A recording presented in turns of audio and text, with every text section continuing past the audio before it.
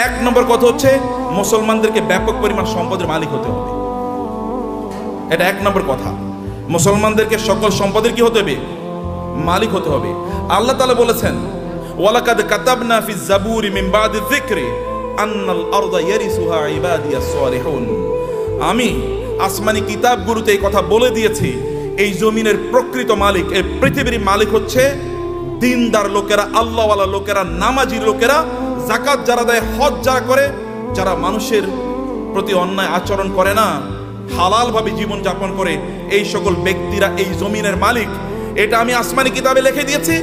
এখন যারা এই জাতীয় দিন প্র্যাকটিস করে, মুসলমান বলে নিজেদেরকে দাবি করে, তারা যদি একটু চেষ্টা করে, তাহলে এই জমিনের মালিক আমি তাদেরকে বানিয়ে দেব। এটা কে বলছেন? আল্লাহ তাআলা বলছেন। তাইলে আমাদের লাগবে কি বলেন তো? কেবল লাগবে চেষ্টা, কেবল লাগবে চেষ্টা। যদি আপনি চেষ্টা করেন, এই জমিনের মালিক আল্লাহ তাআলা আপনাদেরকে বানিয়ে দেবেন। আরবের মরুভূমিতে রাসূলুল্লাহ সাল্লাল্লাহু আলাইহি ওয়াসাল্লাম এসেছেন, কিছুই নাই আরবে, নাথিং ইজ দেয়ার। রব্বানা ইন্নী আসকানতু মিন যুররিয়াতি বিওয়াদিন গায়রি জি জারইন ইনদা বাইতিকাল মুহাররম রব্বানা লিয়ুকিমুস সালাহ। ইব্রাহিম আলাইহিস সালামকে আল্লাহ নির্দেশ দিলেন, আপনার সন্তান এবং আপনার স্ত্রীকে মক্কার মরুভূমিতে রেখে আসেন। মরুভূমিতে এখনো কিন্তু কিছু উৎপাদন হয় না, কারণ ওটা উৎপাদনের মতো না। ওইখানকার মাটি উৎপাদন করে না, ওইখানে পাথুরে মাটি, এমনকি পাহাড়গুলো পর্যন্ত পাথরের। আমাদের দেশে তো পাহাড় হলো মাটির, কিন্তু সেখানে পাহাড় মাটির না, পাথরের পাহাড়। এখানে কিছুই উৎপাদন হয় না, এবং সেখানে কোনো সোর্স অফ ওয়াটারও নাই, পানিরও ব্যবস্থা নেই, জমজম ছাড়া কোনো পানির ব্যবস্থা নেই। তাহলে সেখানে উৎপাদন হবে কি দিয়ে? কিন্তু আল্লাহ তাআলা বললেন যে ইব্রাহিম আলাইহিস সালাম তার সন্তান এবং স্ত্রীকে এখানে রেখে এসে আল্লাহর কাছে দোয়া করলেন, হে আল্লাহ, এখানে রেখে গেলাম, এখানে তুমি আমার এই পরবর্তী প্রজন্মদের জন্য রিজিক হিসাবে ফল এর ব্যবস্থা করে দিও, ফল, ফ্রুটসের ব্যবস্থা করে দিও। এবং আপনি জানেন, এখনো যারা মক্কায় যান হজ বা উমরা করতে, আপনি গিয়ে দেখবেন পৃথিবীতে কোথাও যদি কোনো ফল উৎপাদন হয়, ওই ফল ওই পৃথিবীর ওই দেশে না পাওয়া গেলে ওটা মক্কায় পাওয়া যায়। ইব্রাহিম আলাইহিস সালামের দোয়া, 1000 বছর আগের দোয়া, আল্লাহ তাআলা কবুল করে নিয়েছেন। ইব্রাহিম আলাইহিস সালাম তার সন্তানকে রেখে গেলেন, তার স্ত্রীকে রেখে গেলেন। That was the effort which he has done. তার পক্ষে এতটুকুই করা দরকার ছিল, তিনি এতটুকু করেছেন, বাকিটা আল্লাহ সুবহানাহু ওয়া তাআলা ব্যবস্থা করে দিয়েছেন। আল্লাহ তাআলা আপনাদেরকে লক্ষ্য করে বলেছেন, ওয়া আ'ইদ্দু লাহুম মাসতাতা'তুম মিন কুওয়াতিন ওয়া বিররিবাতিল খাইলি তুরহিবুনা বিহি আদুওয়াল্লাহি ওয়া আদুওয়াকুম। আচ্ছা, পৃথিবীর এখন সবচেয়ে বেশি সম্পদ কি মুসলমানদের হাতে নাকি অমুসলমানদের হাতে বলেন তো? আপনি কি আমার কথা বুঝতে পারছেন?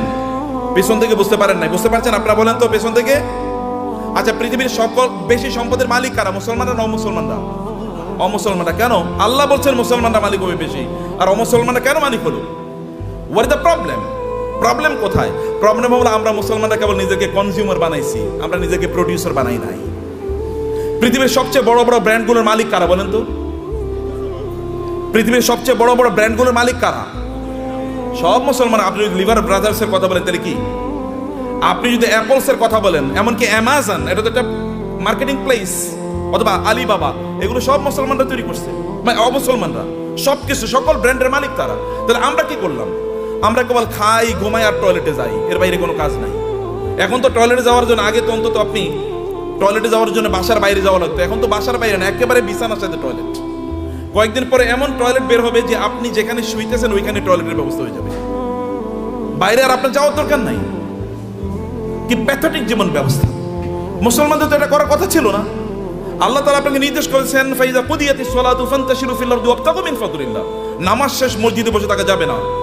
ওমর রাদিয়াল্লাহু তাআলার যুগে একদল যুবক নামাজের পর মসজিদে বসেছিলেন। ওমর লাঠি এনে তাদেরকে পিটাচ্ছেন, এখানে বসে আছো কেন? বলে, আমরা এখানে এমনি বসে আছি, আল্লাহ জিকির করছি। তোমাদের ইনকাম করা লাগবে না, ব্যবসা বাণিজ্য, চাকরি বাকরি করা লাগবে না, আল্লাহ আমাদেরকে খাওয়াবে।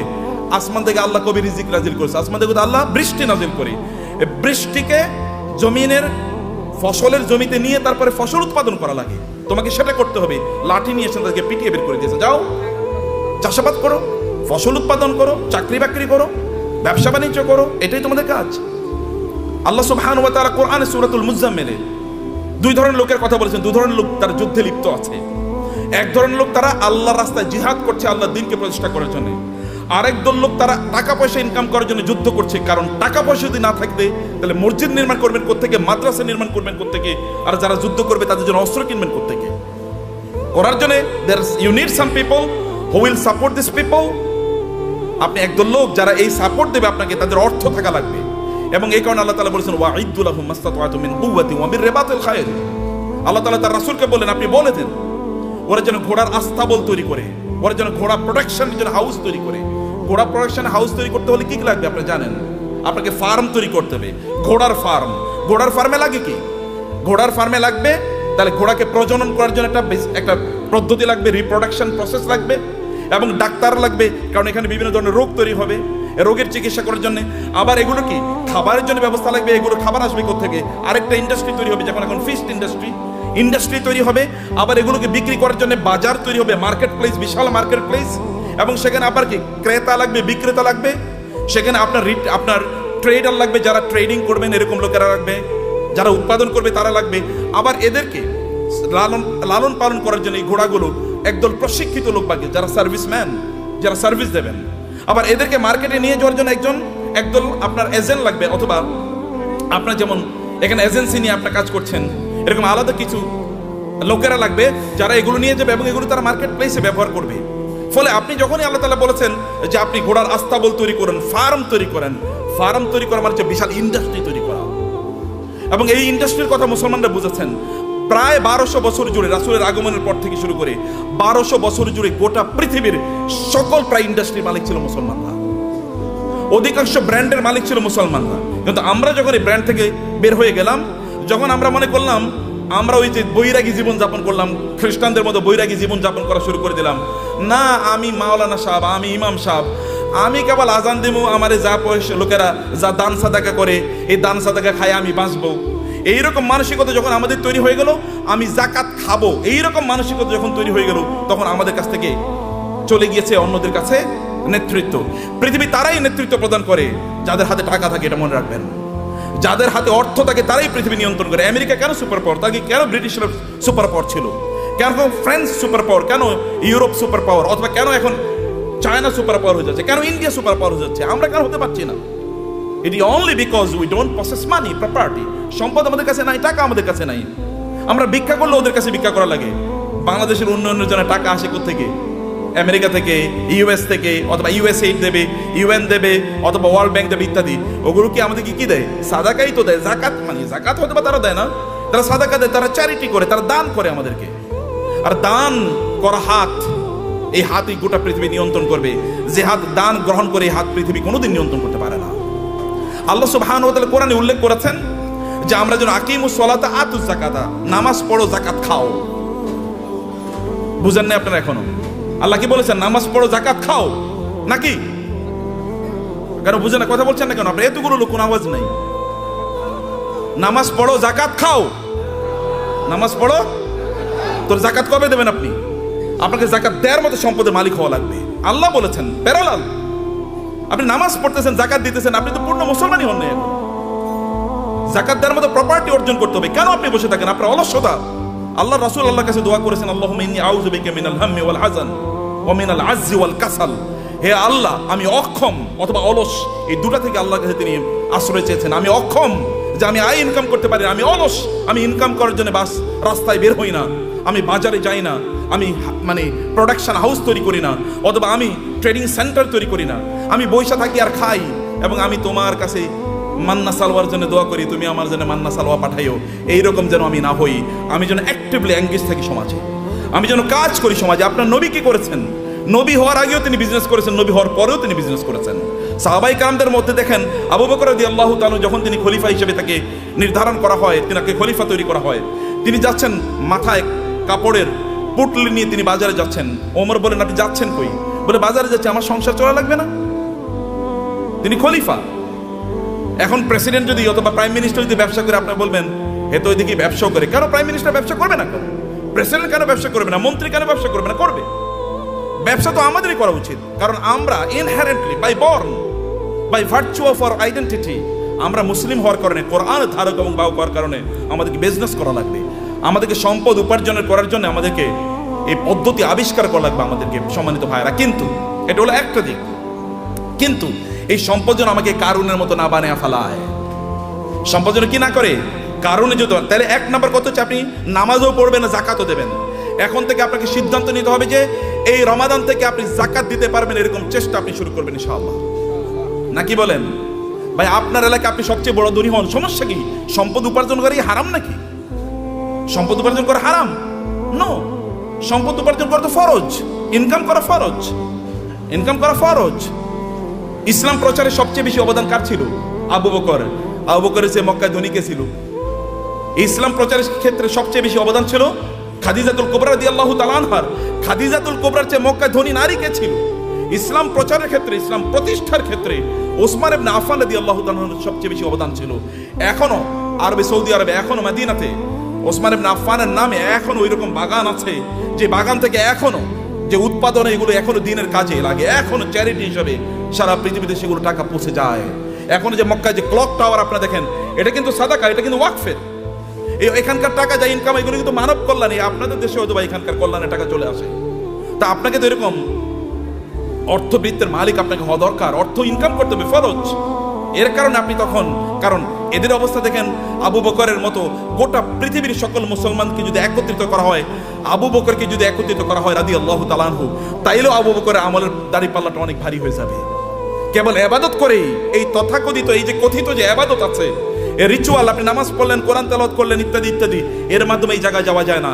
You need financial contribution to the establishment, to the preaching and the propagation of Islam. ইসলামকে মানুষের কাছে পৌঁছে দেওয়ার জন্য আপনার অর্থনৈতিক অবদান লাগবে।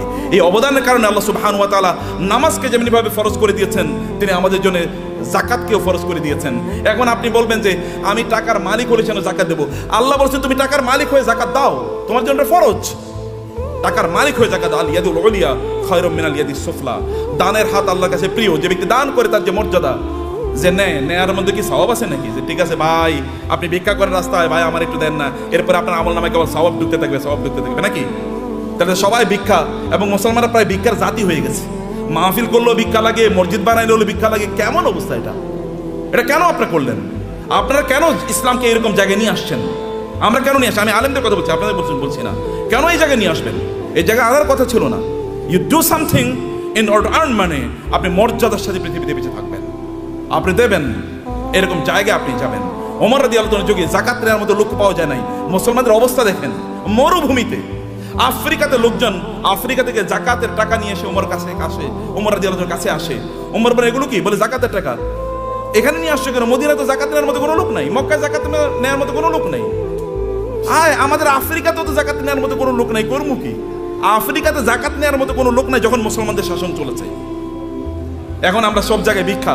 আফ্রিকা মানে হচ্ছে ভিক্ষুকের জাতি, অথবা আন্ডার ডেভেলপ, লিস্ট ডেভেলপড, অথবা সবচেয়ে অনুন্নত দেশ। বাংলাদেশ মানে হচ্ছে ফকিরের দেশ, আমরা এরকম মনে করে থাকি। আপনাদেরকে দায়িত্ব নিতে হবে এই বাংলাদেশের মুসলমানদেরকে, অথবা এই সমগ্র জাতিকে অবশ্যই দারিদ্র থেকে অথবা এই ভিক্ষাবৃত্তি থেকে জাতিকে উদ্ধার করতেই হবে আমাদেরকে। এবং কিছু ব্র্যান্ড ডেভেলপ করেন, ডু সামথিং। এটাও ইবাদত। বিজনেসের চেয়ে বড় ইবাদত নাই। বিজনেসের লোকেরা জান্নাতে নবী রাসূলদের সাথে থাকবে, আল্লাহ রাসূল বলেছেন। যারা বিজনেস করে, সৎ বিজনেস করে, তারা নবী রাসূলদের সাথে থাকবে জান্নাতে। অন্যরা কিন্তু এরকম থাকতে পারবে না। আমার মতো এরকম খালি দাওয়াত দিয়ে গেলাম আর আপনার কাছে আসলাম, আশা করছি কিছু টাকা দিলে এরপরে আমার সংসারটা চলবে, আছে কিনা এরকম? আপনার প্রফেশন কি? ব্যবসা কি? আপনার চাকরি কি? কলে আমি ওয়াইজ হলো আমার চাকরি। ওয়াইজ কোনো চাকরি নাকি? ওয়াজ কি কোনো চাকরি? কিন্তু আমাদের দেশে এটা চাকরি হয়ে গেছে। আপনার চাকরি কি? আমি ইমামতি হলো আমার চাকরি। নো, ইমামতি চাকরি না। আমার এরকম হওয়া দরকার ছিল, আমার সাইড বিজনেস আছে, বাকি কাজগুলো আমি এভাবে করি। প্রিয় ভাইরা, বলছিলাম 10 মিনিট, মনে 10 মিনিট হয়ে গেছে। আচ্ছা, লাস্ট 2-3 মিনিট আপনাদেরকে শেষ করে দেই। তার মধ্যে ইয়া রব, না ভাই আছেন, যে শেখরা আছেন, ওনার কথা বলবেন। আপনারা তো প্রচন্ড রাগান্বিত পৃথিবীতে, তাই না? রাগ করছেন তো কথা শুনে? আচ্ছা, পেছন থেকে কানো আওয়াজই শুনি না, ঘটনা কি? এই পিছনে একটু ক্যামেরাটা ধরেন তো দেখি সবাই আছে কিনা, জীবিত। জীবিত আছেন নাকি? মাশাআল্লাহ মাশাআল্লাহ মাশাআল্লাহ। একটু হাতটা নাড়ান তো দেখি, হাতের ব্যায়াম হোক। গুড, ঠিক আছে, নামান, হাত নামান। ভাইরা আমার, সম্পদের মালিক হওয়ার জন্য আমি আপনাকে অনুপ্রাণিত করছি। আপনার সম্পদের মালিক হন, কিন্তু সম্পদের মালিক কারুনের মতো হওয়ার জন্য করবেন না।